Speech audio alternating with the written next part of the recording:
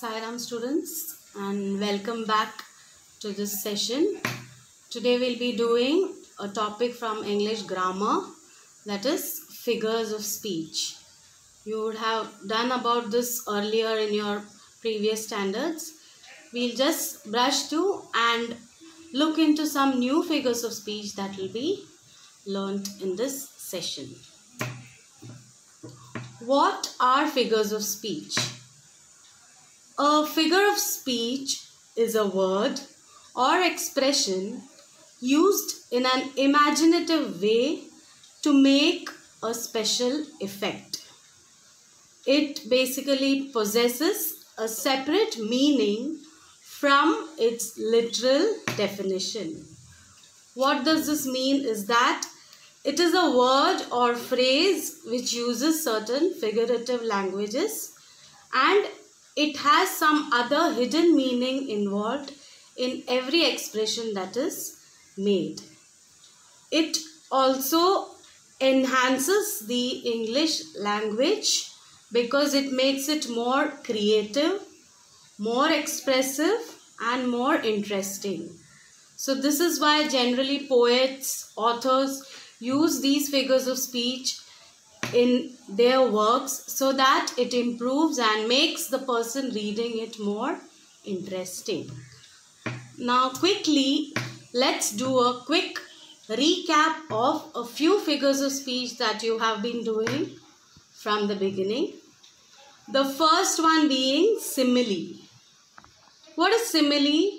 It is a direct comparison between two objects. There is a direct comparison that is made. You can see some examples. The soldier was as brave as a lion. The mother's love is as deep as the ocean. Here the soldier's bravery is compared to the lion, how brave the lion is. Or the mother's love here is as deep as the ocean. So there is a direct comparison between two things. The second one is metaphor, which is an implied comparison between two objects, or there is an indirect comparison between two objects. For example, life is a dream. Here there is a comparison that is happening between life and a dream that you have. Or the news was a dagger to his heart. The news that was present or the news that had arrived was like a dagger to his heart. So there is no direct comparison, there is an implied comparison between two things. To move further, the next one, which being personification, where certain inanimate objects or certain emotions are given a human quality. For example, death lays his icy hands on the kings, or lightning danced across sky. Here the death is given the quality of placing its hands on the kings, the human quality. Or even the lightning is supposed to be dancing in the sky or across the sky. So there is a human quality that is assigned to some inanimate object. This is called personification. Alliteration is a repetition of a same sound, basically same letters. Like you see, Peter Piper picked a peck of pickled pepper. So here the letter P is repeated to give it a better poetic effect or to give it a better expression. She sells seashells by the seashore. So here the letter S is repeated for better effect. So this is alliteration. Then we have repetition. Repetition is where you have the same word that is repeated. The same word in a particular line is repeated so that it emphasizes that particular line or the expression that is mentioned. For example, alone, alone, all alone on a wide, wide sea. So here the words alone and wide are repeated in the same line to give it a better effect. No stir in the air, no stir in the sea. Again the words no stir is repeated. So repetition is where you have the word that is repeated.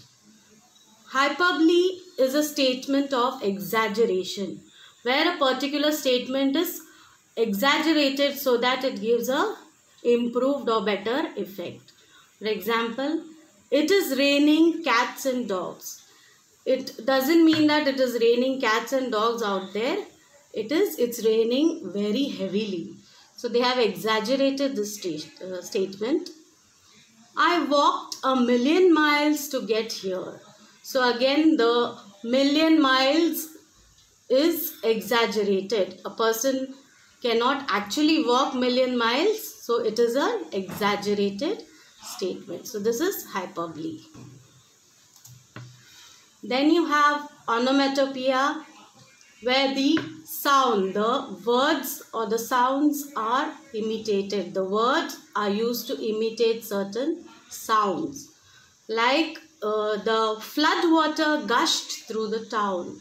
The word gushed is showing the flow of water. The plate smashed on the floor. It is the sound of the plate. That is how it smashed on the floor. Then you have tautology. It's a repetition of an idea in a different word or maybe synonyms. For example, I listened motionless and still. Motionless and still mean the same. It's like, so a different word is used to give a better effect. She rejoiced at the happy sight. Rejoiced and happy again are synonymous. So this is used in a particular sentence to give it a better effect. Then we have antithesis. It's a contrast of words in the same sentence or opposite words in the same sentence. Like our loss is your gain. Man proposes and God disposes. So loss, gain are opposites. Proposes, disposes are opposite words. So these contrasting words are used in the same sentence to give it a better effect. So these are certain figures of speech you have been doing from the earlier standards. Now we look into certain figures of speech that need to be understood at a higher level. So let's begin with the first one.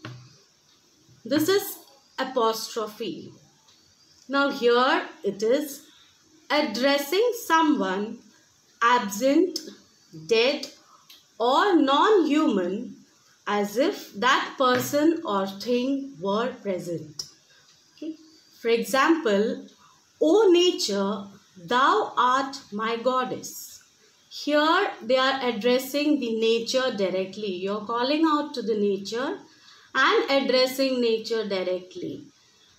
O friend, I know not which way I must look for comfort. Again, here the friend may be alive, may be dead, is addressed directly by the speaker. So apostrophe is where we address someone directly so that it makes a better effect. Here something abstract is also directly addressed. So apostrophe is where we address someone who is non-human or something which needs to be addressed directly. So as you see in the example, nature, friend is being addressed directly by the speaker. The next one is assonance. Now what is assonance? It is a similarity in sound between vowels in the middle of the neighboring words. Now you know what are vowels. What are vowels? The words, the letters A, E, I, O, U. These are the vowel words and these sounds. These vowel sounds are repeated in a particular sentence. then it is an assonance. So for example, you can see the morning dew was wet and set in the ground. So the underlined words, as you can see, wet and set, are vowel sounds which are being repeated. So this sentence is an assonance. The second example is the mom would tap her foot to say nap time kids. So the words here nap and tap are similar soundings. They are vowel sounds which are repeated in this sentence. So in both the above lines, the sound of the vowels are repeated. These sounds are similar and so it's repeated for a better poetic effect by the speaker or by the poet. Next we come to consonants. This is a similarity in sound between consonants in the middle of the neighboring words. Now what are consonants? I hope you know what are consonants. Like vowels are A, E, I, O, U. The other letters or alphabets are consonants. So the sounds made or created by the other letters in the alphabets is known as the consonant sounds. So in consonants you have these consonant sounds repeated. So he struck some hard luck when his son Tuck asked him to read. So you can see the underlined letters CK is being repeated. They are consonant sounds that are being repeated in the sentence. So this sentence is a consonance. Or one more example is Mike likes his new bike. So you can see KE. This sound is being repeated. So these consonant sounds are repeated in the same sentence, which is making it a consonance. So these sounds need to be repeated more than once in a particular sentence. Also, these sounds could be in the beginning, in the middle, or at the end of any word for it to become a consonance. So it is a little different from alliteration and repetition. As you can see, in alliteration, the first letter is being repeated. However, here the consonant sound is being repeated. So students, you need to understand this difference, wherein here it is related to the sound and in the alliteration it's related more to the letters. Okay, so let's move on to the next one. This is anaphora. What is this? It is the repetition of a word or phrase within a text to add artistic effect. It is a way of emphasizing a particular point, person, or place within that text. What does this mean? Here a particular phrase or word is being repeated. The sentences may be different, but the beginning is repeated. The main phrase is being repeated in every sentence. For example, learning is everything. Learning is magical. Learning is life. So here, this particular word, learning is being repeated in all the three different sentences, as you can see. Another example you can see is, my life is my purpose. My life is my goal. My life is my inspiration. So here this phrase, my life is being repeated in all these three different sentences. They could have used maybe a pronoun instead of using these phrases separately, but they have used the phrases in every sentence that is mentioned. So this is generally done when a person is delivering speeches or during some public speaking exercises where you have to emphasize your point or that particular thing that you want to share or put forth to the people. So these public speakers emphasize and use anaphora to a great extent to put their point or to put forth their views to the general public. So these words which are underlined are repeated for a better artistic effect. So I hope students you have understood what is anaphora. It is again different from repetition. Okay. Next we come to euphemism. What is euphemism? It is replacing a word or phrase with another in order to make it sound less offensive.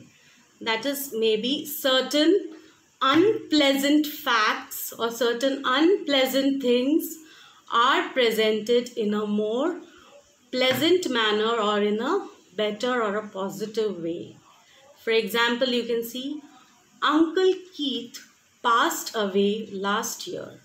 So the word passed away actually means that he is no more or he is dead. So they use a pleasant form here, that is passed away, instead of directly saying that he died last year. Second example is you are telling me a fairy tale. Fairy tale here means it is a lie. Fairy tales are generally believed to be imaginary tales. So when a person lies, you use the phrase fairy tale, wherein you are telling me a fairy tale. Here it's put in a more pleasant manner that the person is speaking a lie. He was the jailer's guest for 2 years. So instead of saying that he is actually imprisoned, they use the word that jailer's guest, wherein he is the guest in the jailer's custody or he is a jailer's guest. So euphemism is a figures of speech where the unpleasant facts are put in a more pleasant manner so that the person listening may not feel offended. Okay, so this is euphemism. Next we come to irony. So the words are used such that the meaning is contrary to what the reality of the situation is. That is, many a times irony is used also with sarcasm, okay? Or in order to mock at something, or if you're disappointed with something, then you use this kind of a figure of speech that is called irony. For example, I can't wait to read the 700-page report. Okay, so this is where the person is actually frustrated and disappointed, saying that he is unable to read even a little bit of thing, but he has to read something like 700-page report. So it's a disappointing or a frustrating situation for the speaker there. Looks like there is not place to park. Let us proceed to the no parking zone. So again, this is again a kind of mockery where they feel that there is no place to park the vehicle. So let's proceed to the no parking zone. It's a sarcastic way of informing the person that he is frustrated about the parking space that is allotted. So irony is where the meaning is contrary to what exactly the situation is. It's something different. It is not the same. It's something opposite to what the actual real situation is. We do come across a lot of such situations where we are frustrated and we put in these kind of remarks. So this is irony. Next we come to oxymoron. It is a special form of antithesis where two contradictory qualities are predicted at once. Okay, like you have seen in antithesis, you have two opposing ideas put together in the same sentence. Here we have two contradictory ideas, they are put together in the same phrase. Like for example, you see, Jack was the wisest fool. So innocent arch, so cunningly simple. So wise and foolish. These two qualities are contradictory, but they are put together to make the person understand that he is actually a fool, but a wise fool. Also, the person is simple, but he is cunningly simple. So it's a little different from antithesis, where two contradictory qualities of a same person is put together side by side. Whereas in antithesis, you have the contradictory views or ideas put in the same sentence. They need not be together. So this is the difference between oxymoron and antithesis. So it is a form where two contradictory qualities are put together and predicted at once. So this is oxymoron. Next, we come to metonymy. So it is a figurative language in which a word is replaced by something very close to its original meaning. So maybe a word or a phrase is used to represent something related to some bigger meaning. Like for example, you see, the White House declared that we were at war with Mars. Now, what does this White House signify? It signifies the president. Okay, it's a place where the president stays, or he is a person who holds on to the entire country. So, and he is placed at the White House. So, the White House here means the president. So the original meaning is the president, but it is replaced with another word which means the same. Or the strings were praised for their excellent performance. The strings here means actually the violinists or the person playing the violin or the strings of the violin. So here again, the original meaning, that is the violinist, is replaced by the word strings. This is again done for a poetic effect or to improve the language of a particular thing. So this figurative language is used where you actually replace a word which is very close to its actual meaning. So this is generally used by poets in most of their poetries. The next figure of speech is called litotes.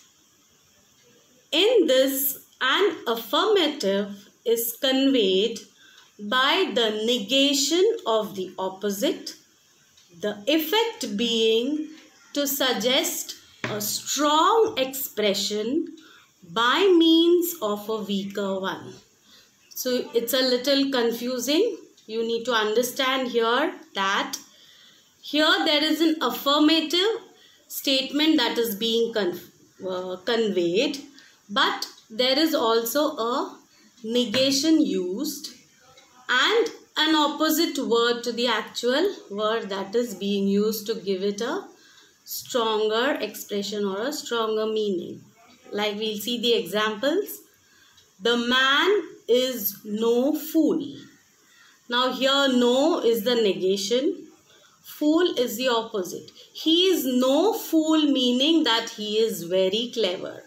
So the actual word or the affirmative word that is used is to be used is clever.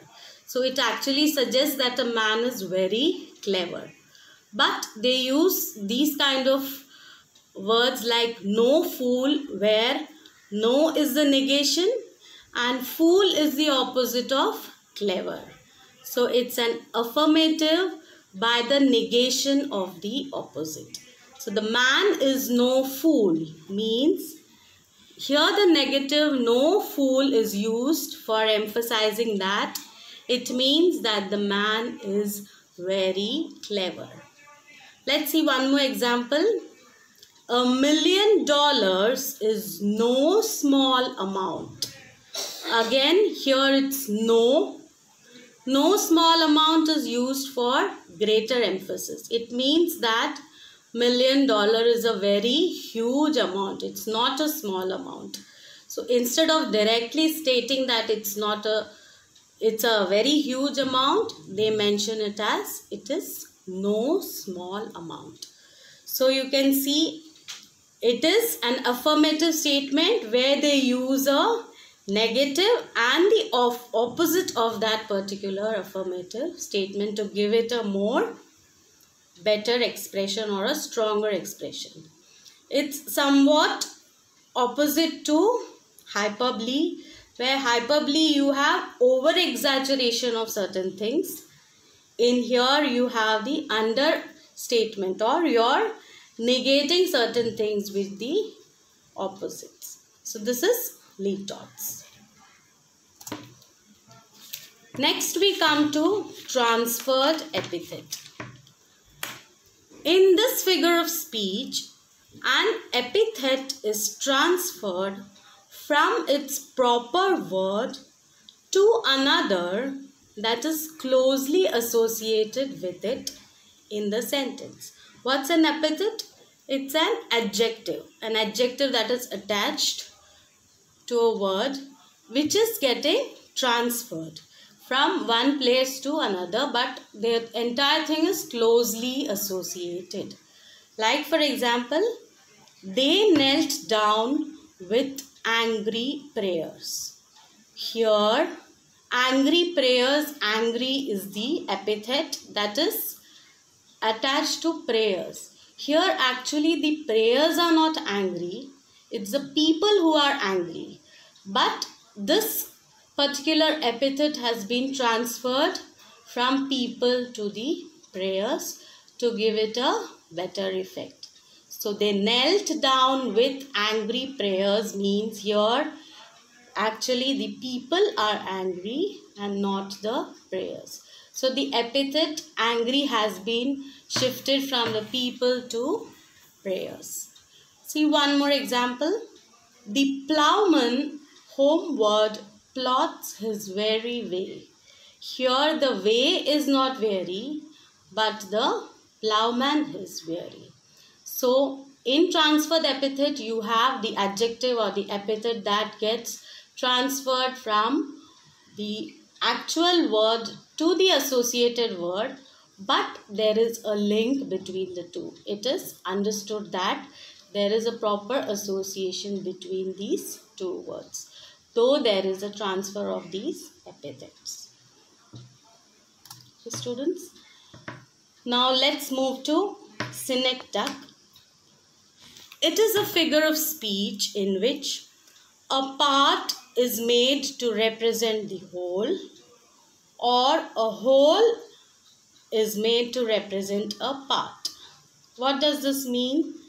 It means that to express a whole lot of things, you use a small part or a particular word to explain the same, or to explain a small part, you use an entire whole. We can understand this better with these examples. England lost by 6 wickets. Here, England is used for the English cricket team. So the entire cricket team, the members of the entire cricket team represent the country of England. So if they mention England, it actually means the whole team. So a part for the whole out here. The second example, do you like my new wheels? Your wheels actually represents the car. So here the part for the whole, that is a wheels are used to represent the car. So these kind of words are used actually to make it more figurative, make it more expressive. So these kind of figures of speech are generally used by the poets to make the poetry or make their verses more prominent and interesting.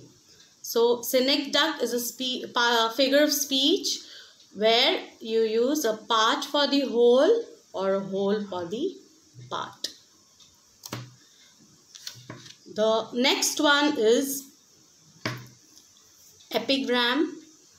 It is a brief pointed saying frequently used introducing ideas which excite, surprise and arrest attention. Now here it refers to certain witty, memorable statements that are made which are surprising also and exciting, and they try to grab the attention of the listeners. So these again are used by speakers or by people who give lot of public speaking or by orators, so that the entire audience attends to them and listens to them. It has a lasting impression. For example, the child is the father of man. Here, antithetical ideas of child and father are expressed. Okay, a child, if you take it literally, cannot be a father of a man, but it is used so that the person who is listening is able to understand and he is attending to the speaker. He makes no friends who never made a foe.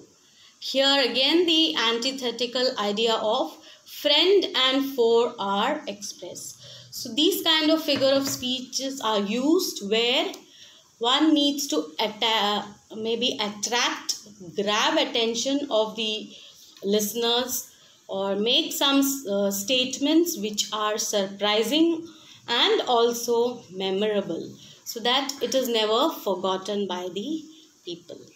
So these are the different figures of speech we have learnt so far. So what all did we learn? We learnt about apostrophe, assonance, consonance, anaphora, euphemism, irony, oxymoron, metonymy, litotes, transferred epithet, synecdoche and epigram. Students, I hope you have understood most of them. Please go through these slides again and revise on these, and so that you'll be able to understand the things better. Thank you. After viewing this video, you'll be taken to a link where you need to solve a worksheet that is given. And I hope you have noted down all these in your book.